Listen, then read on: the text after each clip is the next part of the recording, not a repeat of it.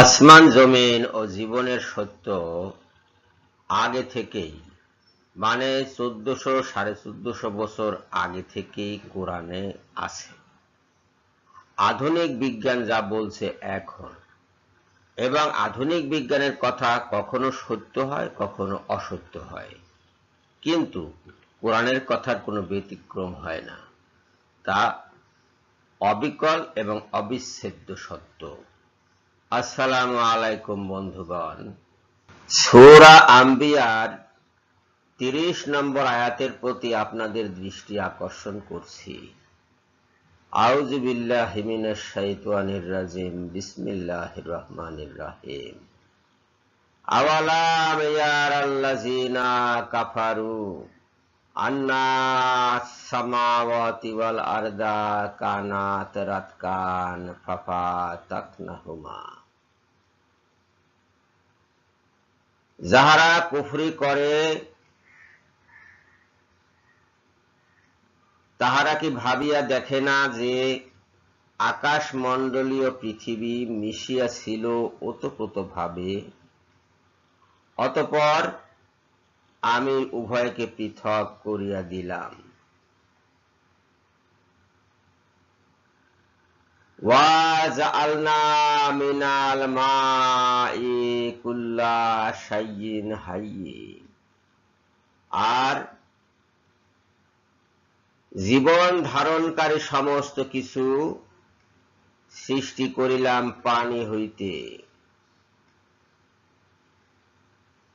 আফালা ইউমিনুন, তবু কি ওহারা ঈমান আনিবে না?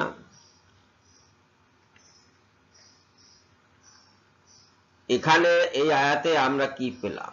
আমরা পেলাম যে আকাশ এবং জমিন বা পৃথিবী মিশে ছিল, এক হয়েছিল, একীভূত অবস্থায় ছিল। আল্লাহ পাক অতঃপর এদেরকে আলাদা করে দিলেন।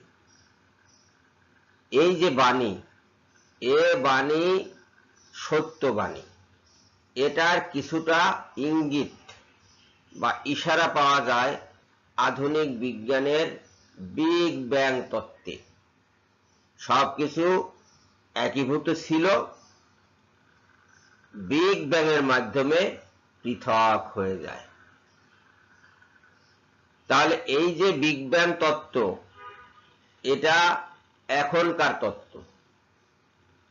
এই তত্ত্বের যে বিষয়বস্তু, মূল বিষয়বস্তু, সেটা বহু পূর্ব থেকেই কোরআনে আছে বা ছিল। এই কথা বলায় কোনো দোষ হয় না, মুমিনদের কোনো দোষ হয় না। নাস্তিকরা যদিও প্রশ্ন করে যে তোরা তো আবিষ্কার করতে পারলি না, আমাদের তো আবিষ্কার করার দরকার নাই, কোরআন বলছে এটা সত্য, আমরা মেনে নিচ্ছি, এই আবিষ্কারের তো দরকার নাই। আপনারা যে দৌড়দৌড়ি করছেন এটার পিছনে, এই দৌড়দৌড়ির কোনো মূল্য আমাদের কাছে নাই। বরং এই দৌড়দৌড়ি করে আপনারা যেটা প্রকাশ করছেন বা যেটা আবিষ্কার করছেন, সেইটা প্রমাণ করে যে কোরআনে যা বলা হয়েছে সেটা সত্য, এবং আপনারা মেনে নিচ্ছেন এটি সত্য হিসাবে, যদিও কোরআনকে মানছেন না। আবার প্রাণবান সমস্ত কিছু সৃষ্টি করিলাম পানি হইতে। আধুনিক জীববিজ্ঞানের মূল ভাষ্যটা কি? জীবনের উৎপত্তি হয়েছে পানি হতে। এই তত্ত্ব বা এই তথ্য বা এই সত্য কোরআনে তো আগে থেকেই আছে। আপনি নতুন কি আবিষ্কার করলেন? কিছুই আপনি নতুন আবিষ্কার করতে পারেননি। তারপরও আপনি কোরআনকে মানবেন না, আপনি ঈমান আনবেন না। এই প্রশ্নটাই আল্লাহ করেছেন, তবু কি তারা ঈমান আনবেন? এটা তো তারা জানে। আল্লাহ পাক বলছেন যে বিজ্ঞানীরা বা মানুষ জাতি, জিন এবং ইনসান, এরা এই কথাগুলো জানে, কিন্তু তারপরেও ঈমান আনে না। তারা কোরআন মানে না, আল্লাহ বিশ্বাস করে না, আখিরাতে বিশ্বাস করে না, ইসলাম কবুল করে না। বরং উল্টা মুমিনদেরকে গালাগালি করে যে তোরা তো আবিষ্কার করতে পারলি না। কি আবিষ্কার করেছো তুমি?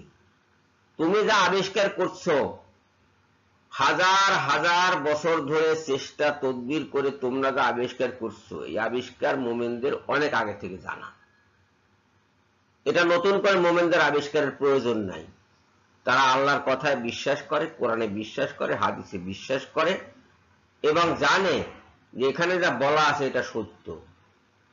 এবং কখনো কখনো তোমাদের করা আবিষ্কার থেকে মোমেনরা আরো বেশি ইমানদার হয়, এই ভেবে যায় হয় তো কোরআনে তো আগে থেকেই এটা আছে, তার মানে কোরআনে যা বলা হচ্ছে এটা সত্য। বিজ্ঞানীরা এর বাইরে যেতে পারেনি। যারা নাস্তিক হয়ে আছেন, যারা মুরতাদ হয়ে আছেন, বিশেষ করে বাঙালি নাস্তিক, খামোখা জ্ঞানের অহংকারে ল্যাজ আকাশে তুলে না দিয়ে ফিরে আসুন জ্ঞানের পথে, সত্যিকারের জ্ঞান অর্জন করুন, কোরআন পড়ুন, বুঝুন এবং ইসলামে দীক্ষিত হয়ে আল্লাহর কাছে ক্ষমা চান। সবাইকে ধন্যবাদ জানিয়ে এখনকার মতো বিদায় নিচ্ছি। আল্লাহ হাফেজ।